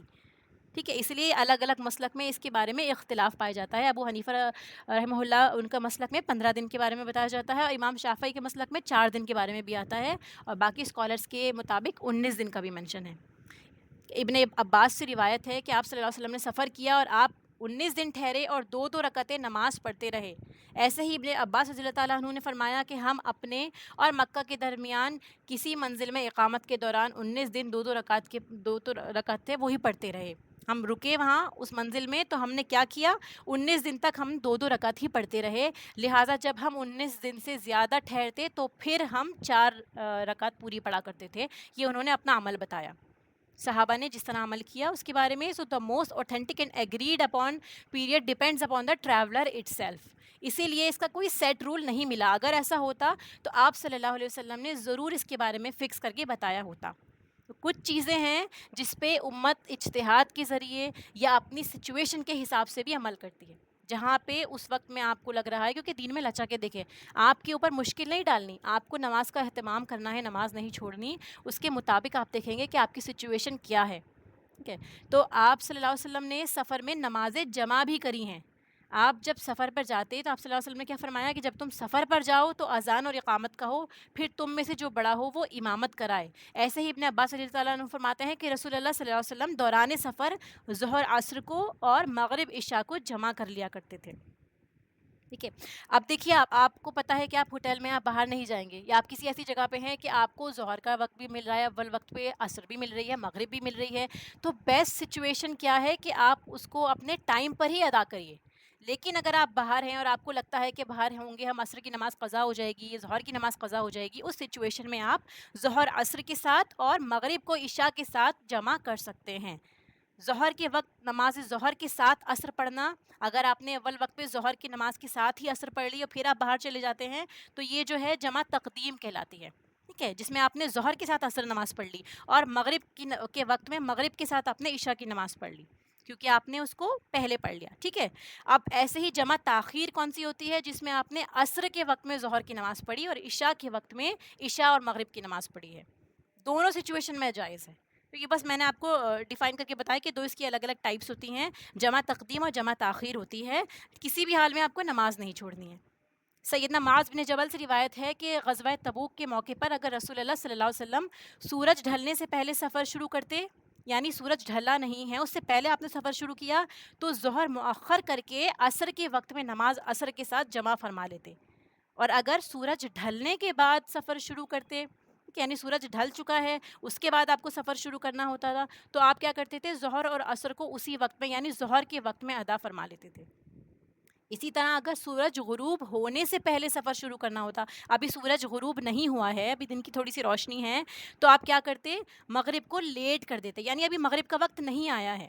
ٹھیک ہے. ابھی سورج غروب ہونے میں ٹائم ہے، تو آپ کیا کرتے تھے؟ یہ نہیں کہ آپ نے پہلے ہی عصر کے وقت میں مغرب پڑھ لی، نہیں، اس سچویشن میں آپ مغرب کو لیٹ کر کے عشاء کے وقت میں نماز ادا کر لیا کرتے تھے. اور اگر سورج غروب ہو چکا ہوتا تو آپ اس سچویشن میں نماز مغرب کے اندر ہی پہلے ہی عشاء کی نماز بھی پڑھ لیا کرتے تھے. یہ ابو داؤد میں مینشن ہے حدیث. ٹھیک ہے. پھر سفر میں سنتیں معاف ہیں سوائے فجر کی سنتوں کے، یعنی سنتیں آپ نہیں بھی پڑھیں تو بھی کوئی مذائقہ نہیں، آپ کو کوئی گناہ نہیں ملے گا. اس قصر صلاح مینڈیٹری فار اے مسافر؟ تو دیکھیے قصر صلاح is not mandatory, it's optional, لیکن it is a great blessing from اللہ. یعنی اللہ تعالیٰ اس، جیسے میں نے ابھی بتایا نا، اللہ تعالیٰ پسند فرماتا ہے کہ بندہ اس رخصت کو قبول کرے. ٹھیک ہے. واجب کی کیٹیگری میں جاتا ہے، فرض کی کیٹیگری میں نہیں آیا یہ. تو جو نماز اگر آپ پڑھتے ہیں تو آپ اللہ تعالیٰ کی خوشنودی کا کام کریں گے. پھر یہ بھی آپ دھیان رکھیے کہ اگر آپ اکیلے نماز پڑھ رہے ہیں تو آپ قصر پڑھیں گے، لیکن اگر آپ اس وقت مسجد میں جاتے ہیں اور امام جو ہے، امام مسجد اس جگہ کا جو مقیم امام ہے وہ آپ کو نماز پڑھا رہا ہے، اوبویسلی تو وہ جو اپنی جماعت کر رہا ہوگا تو وہ اپنی پوری نماز ہی پڑھائے گا، تو آپ اس امام کے پیچھے پوری ہی نماز پڑھیں گے. جو مرد حضرات جا کے نماز پڑھتے ہیں، اگر آپ بھی باہر عورتیں بھی جا کے نماز پڑھنا چاہتی ہیں پیچھے اس مسجد میں، تو اس وقت میں آپ امام کے ساتھ پوری ہی نماز پڑھیں گے جتنی وہ پڑھائے گا. لیکن اگر آپ اکیلے ہیں تو آپ اکیلے میں قصر کریں گے، اور آپ گروپ آف ٹریولرز ہیں، بہت سارے لوگ ہیں جو کہ گروپ پہ نکلے ہیں اور آپ سوچتے ہیں کہ ہم ایک جماعت کر لیتے ہیں ایک جگہ میں، تو پھر آپ پوری جماعت کو قصر نماز ہی پڑھائیں گے. ٹھیک ہے. تو اس کو بس ایک بار سمری دیکھ لیتے ہیں اس کی، کہ جو ہماری قصر نماز ہوتی ہے وہ آپ کو 2 ادا کرنی ہے. اس کے بعد اس کا ڈسٹینس جو ہے وہ آپ کو پتہ ہے، الگ الگ اختلاف ہے اس کے بارے میں. پھر اس کے علاوہ جو ڈیسٹینیشن ہے آپ کی وہ 15 دن ہے، یا آپ صلی اللہ علیہ وسلم کے مطابق ہم نے دیکھا کہ 19 دن بھی مینشن ہے، 15 دن بھی مینشن ہے. پھر آپ نماز کو جمع بھی کر سکتے ہیں، اور اس کے علاوہ اگر آپ فل نماز پڑھیں گے امام کے پیچھے تو آپ کو پوری نماز ادا کرنی ہے. سنت نماز آپ پڑھ بھی سکتے ہیں، نہیں بھی پڑھ سکتے. نفل نماز اگر ٹائم ہے تو بالکل پڑھیے، ان میں آپ کو شارٹن نہیں کرنی، یعنی آپ کو جو سنت نماز ادا کرنی ہے، 4 سنت اگر آپ پڑھتے ہیں تو آپ 2 سنت نہیں پڑھیں گے، اس سچویشن میں آپ کو پوری 4 سنت ہی پڑھنی ہے. ٹھیک ہے. نفل تو 2 بھی ہو سکتے ہیں، اس میں کوئی پرابلم نہیں ہے. اور اس کے علاوہ ان فلائٹ، بوٹ اور وہیکل، اگر آپ فلائٹ میں ہیں، بوٹ میں ہیں، یا کسی گاڑی پہ ہیں، نماز کا وقت ہو گیا اور وہ تب تک سٹاپ نہیں ہو رہی ہے کسی جگہ پہ، مجبوری ہے، امپاسبل ہے اترنا، تو آپ پھر اسی میں بیٹھے بیٹھے، اسی وہیکل میں بیٹھے بیٹھے سواری پر ہی آپ نماز ادا کر لیں گے. اس کی بھی اجازت ہے. ٹھیک ہے. بس نماز نہیں چھوڑنی ہے ہم کو. پھر اس کے بعد یہ بھی فرمایا جاتا ہے کہ حضر میں 2 نمازوں کا جمع کرنا، یعنی اگر آپ سفر پہ نہیں ہیں، آپ گھر میں ہی ہیں، تب بھی آپ نماز جمع کر سکتے ہیں یا نہیں. جیسے آپ کو پتہ ہے مارکیٹ ایریا میں جانا ہے، آس پاس میں ہی جانا ہے، وہ سفر میں تو نہیں آئے گا، تو پھر اس سچویشن میں کیا آپ نماز جمع کر سکتے ہیں؟ کہ آپ اول وقت پہ پڑھ لیں عصر نماز ظہر کے ساتھ میں؟ تو ابن عباس رضی اللہ تعالیٰ عنہ سے روایت ہے، رسول اللہ صلی اللہ علیہ وسلم نے مدینہ میں ظہر اور عصر کو جمع کر کے پڑھا، حالانکہ وہاں دشمن کا خوف تھا، نہ سفر کی حالت تھی. اس کی کیا وجہ رہی ہے؟ تاکہ دیکھیے بہت سارے لوگ کیا کرتے ہیں، اگر ہم باہر شاپنگ کے لیے جاتے ہیں یا ہم کسی سے ملنے جاتے ہیں تو ہم سوچتے ہیں کہ اب ٹائم نکل گیا، اب ہماری نماز قضا ہو گئی، ہم بعد میں پڑھ لیں گے. تو اسی لیے آپ کو اور مجھے یہ پتہ ہونا چاہیے کہ ہم اس سچویشن میں نماز اپنی جمع کر سکتے ہیں. جیسے ظہر کا وقت ہو گیا ہے اور آپ کو پتہ ہے عصر آپ کو نہیں مل پائے گی، آپ راستے میں ہوں گے، تو کوشش تو یہ کریں کہ وہاں جہاں جگہ مل رہی ہے، آپ کے لیے آسانی ہے، پردے کا خیال رکھا جا رہا ہے، پرابلم نہیں ہو رہی، تو اسی جگہ پہ کہیں چھوٹی سی جگہ میں بھی آپ پڑھ لیجئے. لیکن اگر بالکل آپ کو لگتا ہے کہ پاسبل نہیں ہوگا تو ظہر کے ساتھ ہی آپ عصر کے فرض بھی ادا کر لیجئے، لیکن وہ اوبویسلی قصر نہیں ہوں گے، وہ پوری نماز ادا کرنی ہوگی، کیونکہ آپ کا سفر کا جتنا ڈسٹینس ہے وہ نہیں ہو رہا. تو وہ قصر نہیں ہے، وہ جمع کے بارے میں بتا رہی ہوں میں آپ کو، کہ آپ نماز کو جمع کر سکتے ہیں ایسی سچویشن میں. وجہ ہے اس کی کہ امت پہ دشواری نہیں ہونی چاہیے. امت کے لیے آسانی ہونی چاہیے. اور تفریح نہ بنائیں بالکل. ایسا نہ ہو کہ آپ شاپنگ کے بہانے نکل جائیں کہ چلو جمعہ کا تو مجھے موقع مل گیا, میں نماز جمع کر لوں گی, چلو ہم شاپنگ کرنے چلتے ہیں, اور آپ نمازوں کو ایک طرف رکھ دیں. تو اس چیز سے بچنا ہے, کیونکہ امت دونوں کناروں پہ نکل جاتی ہے. ٹھیک ہے, یا تو ہم اتنا لائٹلی لے لیتے ہیں اپنے دین کو کہ ہم بالکل مذاق بنا لیتے ہیں. یہ رخصتیں اس لیے ملی ہے کہ اکارڈنگ ٹو سچویشن آپ کے اوپر بھاری نہ پڑے, اور ایٹ دی سیم ٹائم آپ دین کا ادب بھی دھیان سے رکھیں. ٹھیک ہے, دین کے جو آداب ہیں ان کا بھی آپ کو ضرور خیال رکھنا ہے انشاءاللہ. آیت نمبر 102. اور جب آپ ان میں ہوں, یعنی آپ صلی اللہ علیہ وسلم صحابہ کے درمیان کھڑے ہوں, پھر آپ ان کے لیے نماز قائم کریں, یعنی نماز با جماعت کا اہتمام ہو. جب آپ نماز کی اقامت کا ارادہ کریں تو چاہیے کہ کھڑا ہو ایک گروہ ان میں سے. صلاۃ الخوف کی طرف اشارہ ہے کہ ایک گروہ دفاع کے لیے کھڑا ہوگا, آپ صلی اللہ علیہ وسلم کے پیچھے نماز پڑھ رہا ہوگا, اور دوسرا آپ کے ساتھ, اور چاہیے کہ وہ اپنا اسلحہ لے. ٹھیک ہے, یعنی وہ گروہ جو نماز پڑھ رہا ہے وہ بھی اپنا اسلحہ کیری کرے گا. دوسرا جو ہے وہ بھی کیری کر رہا ہے اپنا اسلحہ, جو نماز پڑھ رہا ہے گروہ وہ بھی کیری کرے گا اپنا اسلحہ. پھر جب وہ سجدہ کر لیں, یعنی جب ان کی ایک رکعت پوری ہو جائے. اب دیکھیں یہاں پہ سجدہ مینشن ہے, یعنی سجدے کے بغیر نماز پوری نہیں ہوگی. سجدے کرنے ہیں دونوں آپ کو. اس کے بعد کیا کرنا ہے کہ بس چاہیے کہ ہو جائیں وہ تمہارے پیچھے والے جنہوں نے ابھی تک نماز نہیں پڑھی ہے, وہ کیا کریں گے, وہ آپ کی جگہ پر آ جائیں گے, اور جنہوں نے ایک رکعت نماز پڑھ لی ہے اب وہ سلام پھیر کے کھڑے ہو جائیں گے پروٹیکشن کے لیے. ٹھیک ہے, اب وہ لوگ نماز پڑھیں گے آپ صلی اللہ علیہ وسلم کے ساتھ, اپنا بچاؤ اور اپنا اسلحہ پکڑے رہیں گے. اب جیسے میں نے آپ کو بتایا, فرسٹ گروہ صرف اسلحہ لے گا, دوسرا گروہ اپنا بچاؤ اور اسلحہ دونوں لے گا. تو اس میں کیا فرق ہے؟ اس کا جواب یہ ہے کہ جب ایک گروہ نماز پڑھ لے گا تو دشمن دیکھے گا کہ یہ تو مشغول ہو گئے ہیں. ہو سکتا ہے دشمن آس پاس میں ہو, آپ پہ نظر رکھا ہوا ہو, تو وہ دیکھے گا کہ یہ تو نماز میں مشغول ہو گئے ہیں, تو وہ اور زیادہ حملہ جو کرنے کے امکانات ہوتے ہیں وہ بڑھ جاتے ہیں کہ آپ کے اوپر اٹیک ہو سکتا ہے. اسی لیے کانشیس رہنے کو کہا گیا ہے, مزید احتیاط کے لیے کہا جا رہا ہے کہ خطرے کا امکان بڑھ سکتا ہے, لہٰذا آپ چوکنے رہیے. نماز میں بھی دھیان آپ اللہ پہ رکھیے, لیکن آپ چوکنے رہیے, اپنا اسلحہ تھامے رکھیے. ٹھیک ہے, تو اسلحہ سمیت نماز پڑھی جا سکتی ہے. اب دیکھیے, نماز خوف کی حالت میں ہے تب بھی نماز با جماعت کا اہتمام کیا جا رہا ہے. تو اس آیت کے اس حصے سے ہمیں کیا سبق ملتا ہے کہ نماز با جماعت کا کتنا اہتمام ہے. یہ ایک ایک گروہ کر کے پڑھائی جا رہی ہے, لیکن نماز کو تب بھی جماعت کے ساتھ ہی پڑھایا جا رہا ہے. پھر اسلحہ سمیت نماز آپ پڑھ سکتے ہیں, اس کی اجازت ہے حالت جنگ میں.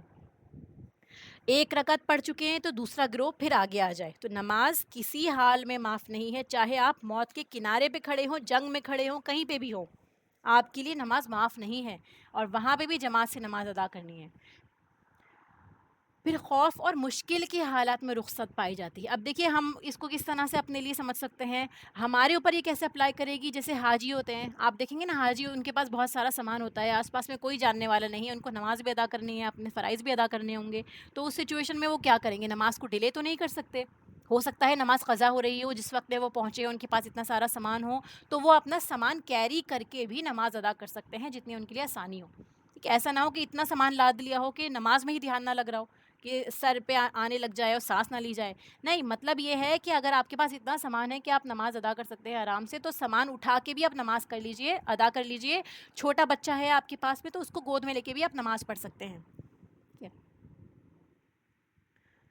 ایسے ہی ابن عباس رضی اللہ عنہ فرماتے ہیں کہ نبی پاک صلی اللہ علیہ وسلم نے فرمایا, اللہ نے تم پر حضر میں 4, یعنی جب آپ سفر پہ نہیں ہیں, گھر پہ ہی ہیں, اپنے ایریا میں ہی ہیں, اس وقت میں 4, سفر میں 2 اور خوف میں 1 نماز فرض کی ہے.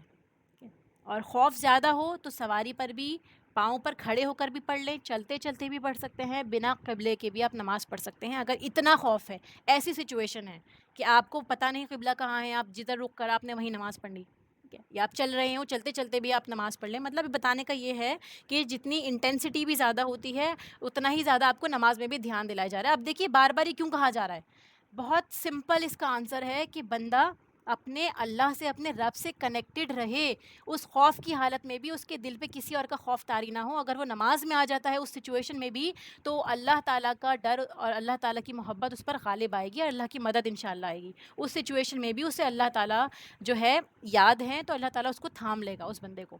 تو یہ ایک طرح سے آپ کے لیے ہیلنگ کا کام کرے گا, آپ کو سپورٹ دے گا کہ ہاں کوئی ہے, میرا رب ہے جو مجھے دیکھ رہا ہے.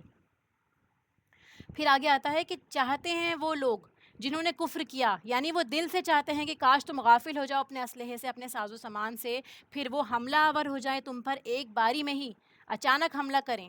اسی لیے فرمایا کہ چوکنا رہیے، تم پر کوئی گناہ نہیں اگر ہو تم کسی تکلیف میں، بارش میں، یا بارش ہو رہی ہو، تکلیف ہو، بیماری ہو، جسم میں درد ہے، بخار ہے، تو کوئی حرج نہیں کہ اتار رکھو اپنا اسلحہ. اس وقت میں آپ اپنا اسلحہ اتار کے رکھ سکتے ہیں، صرف بارش میں اور بیماری میں اتار دینے کا حکم ہے یہاں پہ، ٹھیک ہے. ورنہ ہر وقت پہن کے رکھیے. یہ توکل کی کیٹیگری میں آتا ہے. یعنی جیسے دیکھیں نماز ہر حال میں جماعت کے ساتھ پڑھنی ہوتی ہے، ڈسپلن کے ساتھ، ایسے ہی آپ کو اسلحہ کیری کرنا ہے. اگر آپ حالت جنگ میں ہیں آپ کو اتارنا نہیں ہے. یہ توکل کے اندر آتا ہے کہ آپ نے اسباب اختیار کیا اور پھر اللہ پہ بھروسہ کیا کہ موت اور زندگی اللہ کے ہاتھ میں ہے، پر اللہ تعالیٰ کا حکم آ گیا ہے کہ آپ کو اسلحہ اٹھائے رکھنا ہے. پھر آپ یہ نہ سوچیں کہ دیکھو میں نماز پڑھ رہا تھا اور میری موت آ گئی تو میں شہید ہو. اس آیت کی روح سے کیا پتہ چل رہا ہے ہمیں کہ آپ کو اسلحہ اٹھائے رکھنا تھا، اپنا بچاؤ کیے رکھنا ہے آپ کو، ٹھیک ہے. تو بچاؤ حصی اور معنوی دونوں طور پہ ہوتا ہے. حصی یعنی پوری طرح آپ الرٹ ہے، آپ کا ساز و سامان تیار ہے. اور معنوی معنوں میں کس طرح بچاؤ رکھنا ہے؟ تقوی کے طور پہ، کہ آپ کو اللہ کا ڈر ہے، آپ کو پتہ ہے اللہ میرے ساتھ ہے، اللہ تعالیٰ مجھے دیکھ رہا ہے ہر حال میں. تو یہ دونوں طرح کے بچاؤ آپ کو اپنے پاس رکھنے ہیں. اسلام کی تعلیمات جو ہیں یہ جذباتی نہیں ہوتی کہ بس آپ نے اللہ کا نام لے لیا اور کود پڑے جنگ میں. کہ احتیاط کرنا، پریپریشن کرنا، یہ ایک امپورٹنٹ پارٹ ہے اسلام کی ٹیچنگز کا، کہ آپ کو توکل کرنا ہے اللہ تعالیٰ پہ، لیکن آپ کو اپنی تیاری بھی رکھنی ہے. بے شک اللہ تعالیٰ نے کافروں کے لیے رسوا کن عذاب تیار کر رکھا ہے. اللہ تعالیٰ نے فرمایا کہ وہ جو ہیں ان کے لیے رسوائی والا عذاب ہے.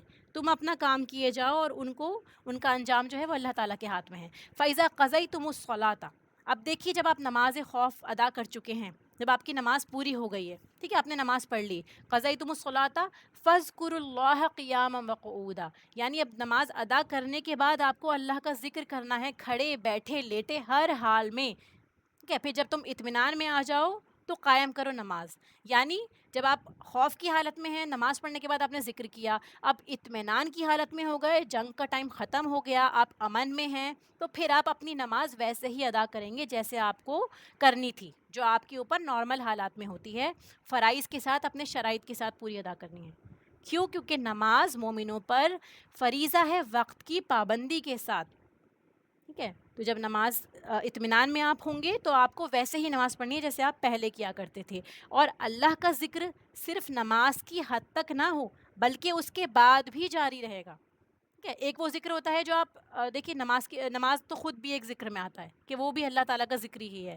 پھر نماز کے بعد جو ہم ذکر کرتے ہیں، جیسے ہم سنت سے جو دعائیں ثابت ہیں، جو اذکار ثابت ہیں سنت سے، تسبیحات فاطمہ ہیں، فرض نماز کے بعد آیت الکرسی پڑھی جاتی ہے، یہ بھی ہیں، ان کا بھی آپ کو اہتمام کرنا ہے، ٹھیک ہے. اور پھر دیکھیے اس کے بعد بھی آپ کو ذکر کرنے کو کہا جا رہا ہے، اور اس کے لیے صرف قبلہ رخ ہونے کی کنڈیشن نہیں ہے، صرف حجرے میں بیٹھے رہنا، مصلی پہ بیٹھے رہنے کی ضرورت نہیں ہے. آپ کو آزادی ہے کہ آپ جس بھی حال میں ہوں آپ اللہ کا ذکر کرتے رہے. نبی پاک صلی اللہ علیہ وسلم ہر حال میں ذکر کرتے رہتے تھے، ٹھیک ہے.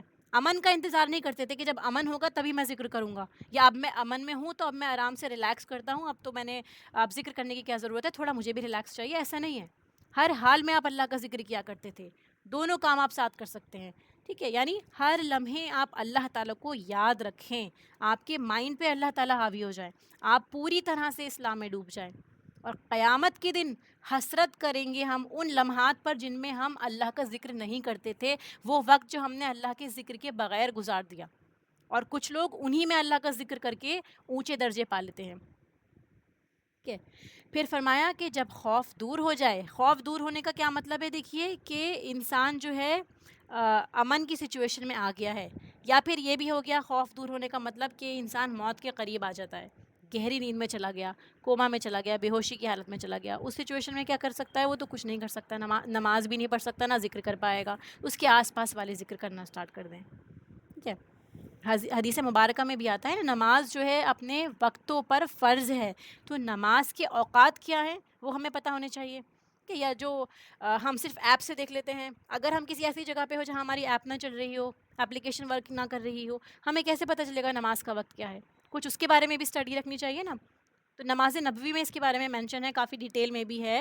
اور نماز کے اوقات کے بارے میں بھی بتایا جاتا ہے کہ نماز جو ہے کس کس وقت پہ پڑھی جائے گی، اول وقت سے لے کے آخر وقت تک.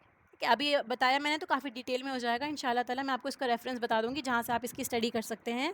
لیکن نماز کو اپنے وقت پہ پڑھنا ہے آپ کو، کیونکہ اللہ کی خوشنودی نماز کو اول وقت پہ ادا کرنا ہی ہے. آخر وقت پہ ادا کرنا اللہ تعالیٰ کی طرف سے ایک معافی ہے. یعنی آپ اللہ تعالیٰ کی طرف سے ایکسکیوز ہو جائیں گے کہ چلو آپ نے لاسٹ مومنٹ پہ بھی تو پڑھا، لیکن اول وقت پہ پڑھنا جو ہے اللہ تعالیٰ کو سب سے زیادہ پسند ہے. رسول اللہ صلی اللہ علیہ وسلم نے کوئی بھی نماز آخر وقت میں نہ پڑھی مگر صرف 2 بار، یہاں تک کہ وفات پائی. ان میں بھی کسی ریزن کی وجہ سے آپ نے جو ہے وہ آخر وقت میں پڑھی ہے، لیکن آپ نے ہمیشہ نماز کو اول وقت پہ پڑھنے کی کوشش کی ہے یہاں تک کہ آپ نے وفات پائی. پھر یہ بھی فرمایا کہ 3 باتوں میں تاخیر نہ کرنا. اول، نماز میں جب اس کا وقت آ جائے، یعنی اب نماز اذان ہو گئی ہے آپ کے سامنے لیکن آپ اپنا کام کرتے رہیں. بہت ہوتا ہے ایسا کہ ہم کچن میں ہوتے ہیں یا ہم کسی ایسی جگہ مشغول ہو جاتے ہیں، ہم سوچتے ہیں کہ اذان کا وقت ہو گیا، ٹھیک ہے ابھی تو وقت ہے، ہم پڑھ سکتے ہیں. ہم اسے ڈیلے کرتے جاتے ہیں اور آپ دیکھیں گے، یقین کریں گے کہ کچھ دیر بعد آپ دیکھیں گے 2-3 گھنٹے بالکل نکل جاتے ہیں، پتہ ہی نہیں چلتا ٹائم کہاں گیا.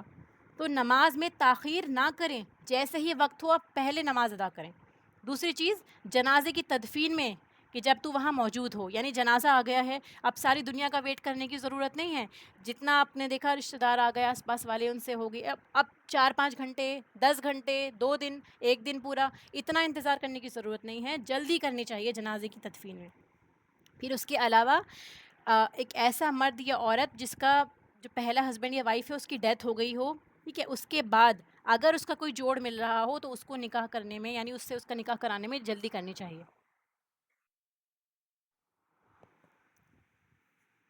تو جو نماز ہے، قضا نماز جو ہے، کس سچویشن میں ہے، جیسے آپ کوما کی حالت میں ہیں یا بالکل بے ہوش ہیں، اس وقت میں آپ کی نماز قضا ہو گئی تو آپ جو ہے گناہ گار نہیں ہوں گے. لیکن اس کے علاوہ آپ کو نماز کو فوراً ادا کرنا ہے. اگر آپ کسی ایسی جگہ میں یا ایسی سچویشن میں پھنس گئے کہ بالکل آپ بھول گئے کہ نماز کا وقت تھا، تو اس کا کیا حکم ہے؟ جیسے ہی یاد آئے آپ فوراً ادا کر لیں. رات کے وقت کا انتظار نہ کریں. بہت دیکھا گیا ہے ایسا کہ لوگ کیا کرتے ہیں، ساری نمازیں جمع کر کے کہتے ہیں کہ عشاء کی نماز کے بعد ادا کریں گے. نہیں، فرض نماز قضا ہوئی ہے تو آپ کو جیسے ہی یاد آئی آپ اس کو فوراً اسی وقت پہ ادا کریے. ٹھیک ہے، تو یہی اس کا کفارہ ہوتا ہے. یہ جو نماز ہے جو فوت ہو گئی ہے، جیسے ہی یاد آتی ہے اس کو اسی وقت فوراً پڑھنا لازم ہے. اس میں کوئی قضا نماز یا قضائے عمری کر کے جو ہے، یہ ساری چیزیں دلیل سے، حدیث مبارکہ سے ثابت نہیں ہے. آپ کی نماز کا کفارہ یہی ہے کہ آپ اس کو جیسے ہی یاد آئے ویسے ہی اس کو ادا کرنے کی کوشش کریں. ٹھیک ہے؟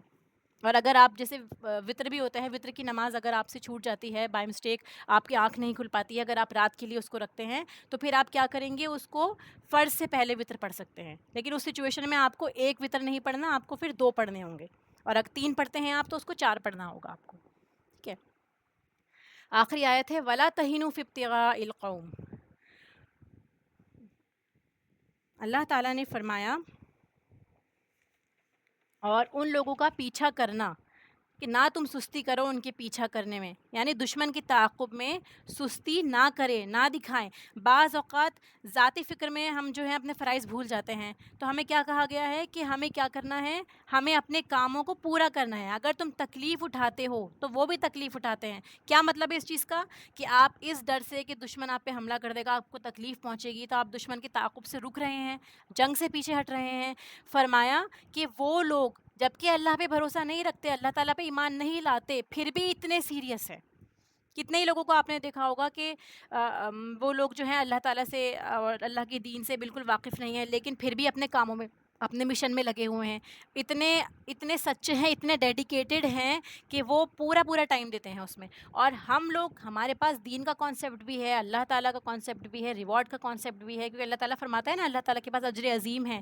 تب بھی ہم تکلیفوں کو برداشت نہیں کرتے دین کی. اور وہ لوگ جو ہیں جو غیر مسلم ہیں یا جو لوگ دین سے دور ہیں، وہ لوگ کیا کرتے ہیں؟ پورا پورا ڈیڈیکیٹڈ ہوتے ہیں اس چیز پہ. اللہ تعالیٰ فرماتا ہے کہ کیا تم لوگ اتنا کہنے پہ چھوڑ دیے جاؤ گے کہ ایمان لائے اور آزمایا نہیں جائے گا تم کو؟ حالانکہ اللہ تعالیٰ تو آزماتا ہے اپنے بندوں کو. اللہ تعالیٰ فرما رہا ہے کہ تم کیا کرو، ناکامی اور حوصلے کے ڈر سے، ناکامی اور پستی کے ڈر سے کہ تم ہار جاؤ گے یا تمہیں تکلیف پہنچے گی، اپنی ہمتوں کو نہ توڑو، راستے سے نہ ہٹو، جنگ سے پیچھے نہ جاؤ. کہ زندگی کے بڑے مواقع میں بھی ناکامی بھی ہو سکتی ہے، کامیابی بھی حاصل ہو سکتی ہے. تمہیں بھی تکلیف پہنچی ہے، ان کو بھی پہنچی ہے، لیکن وہ لوگ تو گیو اپ نہیں کر رہے. وہ تو لگے ہوئے ہیں، کوششوں میں لگے ہوئے ہیں. تو ہم بینگ اے مسلم کیسے پیچھے ہٹ سکتے ہیں کسی بھی کام میں، چاہے وہ دنیاوی اعتبار سے کچھ کام ہو، ایجوکیشن کی فیلڈ میں کام ہو یا اللہ کے دین کے لیے کام ہو. ہم کیسے سستی دکھا سکتے ہیں جبکہ ہمیں معلوم ہے کہ اللہ تعالیٰ کے پاس کتنا بڑا ریوارڈ ہے اس کا. فرمایا کہ تم اللہ تعالیٰ سے وہ امیدیں رکھتے ہو جو امیدیں ان کے پاس نہیں ہیں، پھر بھی وہ زیادہ محنت کر رہے ہیں، اور ہماری محنتیں کہاں جا رہی ہیں ہم سب بہتر طریقے سے جانتے ہیں. اللہ تعالیٰ فرماتا ہے کہ وہ دانا ہے اور حکیم ہے، وہ سب جانتا ہے. تم دنیا کی ڈگری کے لیے کتنی کوششیں کرتے ہو، راتوں راتوں جاگ کے کوششیں کرتے ہو، اپنی خواہشات چھوڑتے ہو، ٹھیک ہے، لیکن دین پڑھنے کے لیے کیا کرتے ہیں ہم؟ سیلف پٹی کا شکار ہو جاتے ہیں کہ ہمارے پاس ٹائم نہیں ہے، ہمیں سمجھ میں نہیں آ رہا، اتنا پڑھنا پڑے گا، ہمیں بہت سارے کام کرنے ہوتے ہیں. تو جنت جو ہے وہ قربانی کے صلے میں ہی ملتی ہے. تو مومن کی زندگی مجاہدانہ زندگی ہوتی ہے، وہ قربانی کر کے ہی اپنے رب کو پا سکتا ہے. اللہ تعالیٰ سے دعا ہے کہ وہ ہمیں ان پہ عمل کرنے کی توفیق عطا فرمائے، ہمیں گناہوں سے ہجرت کی توفیق عطا فرمائے، ہمیں جو رخصتیں ملی ہیں ان سب کو قبول کرنے کی، ان سب پہ اللہ تعالیٰ کے احکامات کو فالو کرنے کی توفیق عطا فرمائے.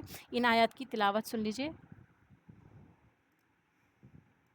إن الذين توفاهم الملائكة ظالمي أنفسهم قالوا فيم كنتم قالوا كنا مستضعفين في الأرض قالوا ألم تكن أرض الله واسعة فتهاجروا فيها فأولئك مأواهم جهنم وساءت مصيرا إلا المستضعفين من الرجال والنساء والولدان لا يستطيعون حيلة ولا يهتدون سبيلا فأولئك عسى الله أن يعفو عنهم وكان الله عفوا غفورا ومن يهاجر في سبيل الله يجد في الأرض مراغما كثيرا وسعة ومن يخرج من بيته مهاجرا إلى الله ورسوله ثم يدركه الموت فقد وقع أجره على الله وكان الله غفورا رحيما وإذا ضربتم في الأرض فليس عليكم جناح أن تقصروا من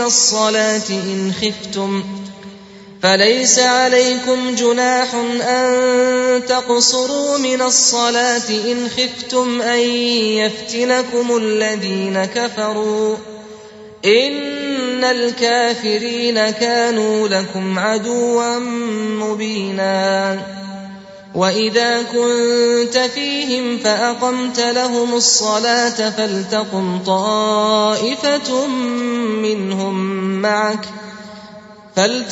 طائفة منهم معك وليأخذوا أسلحتهم فإذا سجدوا فليكونوا من ورائكم ولتأت طائفة أخرى لم يصلوا فليصلوا معك وليأخذوا حذرهم وأسلحتهم ود الذين كفروا لو تغفلون عن أسلحتكم وأمتعتكم فيميلون عليكم ميلة واحدة ولا جناح عليكم إن كان بكم أذى من مطر أو كنتم مرضى أن تضعوا أسلحتكم وخذوا حذركم إن الله أعد للكافرين عذابا مهينا فإذا قضيتم الصلاة فاذكروا الله قياما وقعودا وعلى جنوبكم فإذا اطمأننتم فأقيموا الصلاة إن الصلاة كانت على المؤمنين كتابا موقوتا ولا تهنوا في ابتغاء القوم إن تكونوا تألمون فإنهم يألمون كما تألمون وترجون من الله ما لا يرجون وكان الله عليما حكيما. حقوق اللہ میں سب سے پہلے نماز کا سوال ہوگا، ٹھیک ہے، ورنہ اگر آپ کی نماز ٹھیک نہیں ہوگی تو باقی اعمال بھی اسی طرح سے کرپٹڈ پائے جائیں گے. اسی لیے ہمیں کیا کرنا ہے، نماز کا اہتمام کرنا ہے اور وقت کی پابندی کے ساتھ. اور اس کے لیے ہمیں وقت کو صحیح پلان کرنا ضروری ہے. وقت کو پرائیورٹائز کرنا ہوگا اور یہ دیکھنا ہوگا کہ ہم کون سا کام کب کر رہے ہیں. کوئی فضول کا کام ہے یا باقی کاموں کو پرائیورٹائز کرنے کی وجہ سے ہماری باقی چیزیں جیسے علم حاصل کرنا ہو گیا یا نماز پڑھنا ہو گیا، یہ سب ڈیلے ہو رہا ہے. کیوں؟ کیونکہ نماز کا مطالبہ دیکھیے وہ سب سے پہلے کیا جائے گا اور پھر یہ مومنوں سے ہی کیا جا رہا ہے. جیسے یہاں پہ بھی ہے نا کہ مومن ایمان والے جو ہیں نماز ادا کر رہے ہیں. دنیا میں ایمان والوں سے سوال کیا جا رہا ہے، آخرت میں دونوں سے سوال ہوگا، ایمان والوں سے بھی اور کافروں سے بھی. کیوں؟ کیونکہ ان تک یہ میسج نہیں پہنچا یا انہوں نے اس کے بارے میں پوچھنے کی لوگوں سے زحمت نہیں کی کہ ان کو پتہ ہو. اور جب انسان پریشان حالات میں ہوتا ہے اس کو کیا کرنا چاہیے، ذکر کو بڑھا دینا چاہیے. ذکر کو بڑھانے سے انسان کی قوت بھی بڑھتی ہے، ان کو سروائیو کرنے کا جو ہے انسان کو ڈھنگ ملتا ہے. اسی لیے کیا کرنا چاہیے، جب زیادہ پریشان ہو تو ذکر کی اور کثرت کر دیں. وآخر دعوانا ان الحمد للہ رب العالمین. سبحانک اللہم وبحمدک نشہد ان لا الہ الا انت نستغفرک ونتوب الیک. السلام علیکم ورحمۃ اللہ وبرکاتہ.